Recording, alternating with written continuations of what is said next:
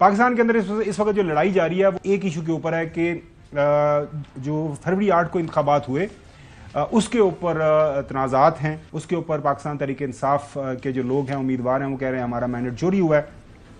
आइन और कानून के अंदर एक जो रास्ता दिया गया है वो ये है कि इलेक्शन ट्रिब्यूनल्स बनाए जाएं, वो with in certain time period जो है हेयरिंग करें, फैसला करें कि अगर किसी के खिलाफ कोई धांधली हुई है तो ताकि और जो है वो पता चले कि किसने इलेक्शन सही जीता, किसने इलेक्शन जो है गलत जिसको वोट पड़े जो उसको चेंज हुआ। एनीवेज फाफन की रिपोर्ट है नाजरीन, और उन्होंने अपनी रिसर्च करके एक दो दिन पहले आई है। रिपोर्ट के मुताबिक मुल्क भर में 23 इलेक्शन ट्रिब्यूनल्स जो हैं के सामने ज़ेर समाअत 377 इंतखाबी उज़रदारियों में से अब तक सिर्फ 60 निपटाई गई है नाजरीन, जिनमें 51 उज़रदारियाँ सूबाई हलकों और 9 कौमी असम्बली के हलकों से मुतल्लक थी।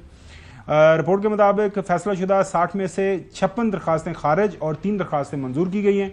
रिपोर्ट के मुताबिक बलूचिस्तान के 3 ट्रिब्यूनल्स हैं, 51 में से 30, जबकि खैबर पख्तूनख्वा में 6 ट्रिब्यूनल में से 42 6 और 6 ट्रिब्यूनल में से 42 में से सिर्फ 8 दरखास्तों का फैसला किया गया है। इसके बाद नाज़रीन सिंध के 5 ट्रिब्यूनल्स ने 83 में से सिर्फ महज 12 दरखास्तों को निपटाया है, जबकि पंजाब के ट्रिब्यूनल्स की कारकर्दगी सबसे मायूस कुन है, जहां 155 दरखास्तों में से सिर्फ 10 पर फैसला किया गया है। पंजाब के हवाले से ये बहुत ही मायूस कुन रिपोर्ट है। पंजाब में रिटायर्ड जजों पर मुश्तमिल 8 में से 4 ट्रिब्यूनल्स ने अभी तक समाअत शुरू ही नहीं की। इस्लामाबाद में ट्रिब्यूनल्स में 3 ज़ेरे इल्तवा दरखास्तों पर इलेक्शन कमीशन ऑफ पाकिस्तान ने अभी तक कोई फैसला नहीं दिया। वो आपको पता है एक तनाज़ा खड़ा हुआ है। इलेक्शन एक्ट के तहत ट्रिब्यूनल्स 180 दिन यानी 6 माह में इंतखाबी उज़रदारियों का फैसला करने के पाबंद होते हैं, लेकिन 8 फरवरी के इंतखाबात को 9 माह से ज़्यादा जो अरसा गुजर चुका है और अभी तक सिर्फ 17% उज़रदारियों पर फैसला हुआ है, उनको निपटाया गया है। क्या करें ये मतलब 6 महीनों के अंदर आपने फैसला करना है 180 दिन के अंदर, लेकिन वो माजी में भी यही होता रहा है, अभी भी यही होता रहा है।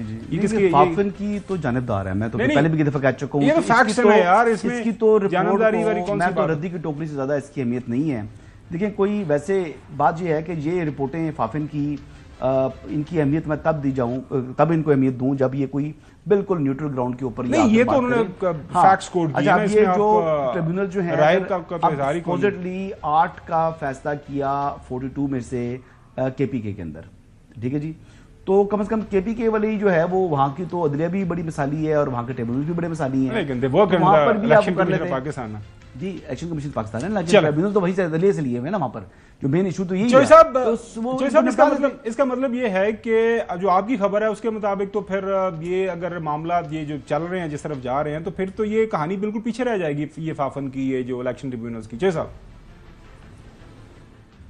नहीं, अब आपने ये देखना है कि 45 को 47 में तब्दील करना है या नया इलेक्शन कराने। These are the 2 question. आज जो है अलीमा खान दिन जो बैठे हुए ना लोग, खावर साहब, इनकी पोजीशन कमजोर हो रही है इन इश्यूज के ऊपर, मजबूत नहीं हुई। नाज़रीन आज चौधरी गुलाम हुसैन साहब की जो बदली है, बॉडी लैंग्वेज है, वो बिल्कुल उसी तरह मस्बत है जो अलीमा खान साहिबा की हमें जो उनके तासुरात हमें देखने को मिले। अगर प्रोड्यूसर साहब उनका आखिरी हिस्सा हम सुना सकें कि जश्न होगा, खुशी होगी, सारे मामला जाएंगे। ब्रेक पे जाने से पहले आप नाज़रीन एक दफा आपको दोबारा सुनाते हैं। उन्होंने जुमेरात तक का टाइम दिया है। उन्होंने कहा कि अगर मुज़ाकरात में स्टोलन मैंडेट वापस कर देते हैं तो फिर 24 तारीख है वो जश्न में तब्दील हो जाएगा। चौधरी साहब और अलीमा खान साहिबा की बॉडी लैंग्वेज आज काफ़ी पॉजिटिव है। देखते हैं क्या जो है ये नताइज हमें देखने को सुनने को मिलते हैं आने वाले दिनों के अंदर। ब्रेक की तरफ जाते हैं, ब्रेक के बाद बात करेंगे।